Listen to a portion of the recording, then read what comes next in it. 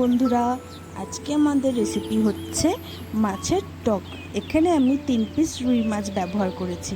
আপনারা যে কোনো কাটা মাছ ব্যবহার করতে পারেন আমশি টকের জন্য।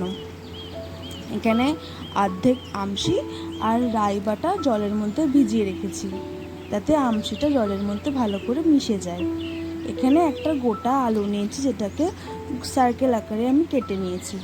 এবার তেল গরম করে মাছটাকে ভাজতে বসিয়ে দেবো। এই গরমে ঝোল ঝাল কষা খেতে কারোরই ভালো লাগে না, এর জন্য সবাই কি করছে, জিরার ঝোল রান্না করছে। এবার সব সময় কি আর জিরার ঝোল খেতে ভালো লাগে? একটু মুখের স্বাদ বদলের জন্য এই আমশির টকটি আপনারা রান্না করতেই পারেন। একবার ট্রাই করে দেখবেন, সবার, বাচ্চা থেকে বুড়ো সবারই ভালো লাগবে। আমাদের মাছ ভাজা হয়ে গেছে।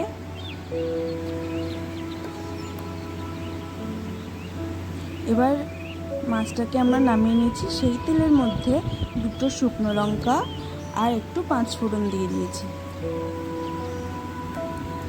এবার দিয়ে দিলাম ঢেঁড়স আর আলু। আপনারা এখানে যে কোনো সবজি ব্যবহার করতে পারেন, মানে ঢেঁড়স, আমি এখানে ঢেঁড়স ব্যবহার করেছি আর আলু ব্যবহার করেছি।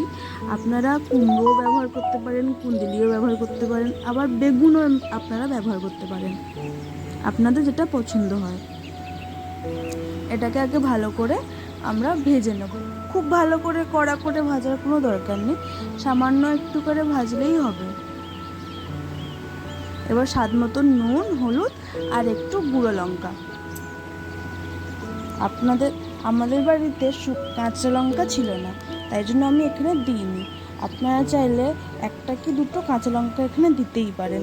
ভাতের সাথে টক দিয়ে একটু কাঁচা লঙ্কা মেখে উফ, দারুণ খেতে লাগে, তো খুব সুন্দর। এবার জল দিয়ে দিয়েছি, হালকা হালকা ফুটছে।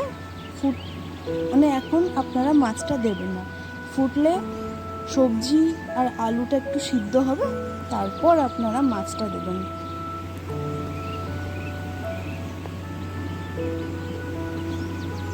এবার কিছুক্ষণ ফুটতে ছেড়ে দেব। যা গন্ধ বেরিয়েছিল না বন্ধুরা, অসাধারণ। একবার বাড়িতে ট্রাই করে দেখবেন। আমাদের টক রান্না হয়ে গেছে। থ্যাংক ইউ এতদূর দেখার জন্য। ভালো লাগলে সাবস্ক্রাইব করবেন, লাইক করবেন আর কমেন্ট করে জানাবেন। ধন্যবাদ।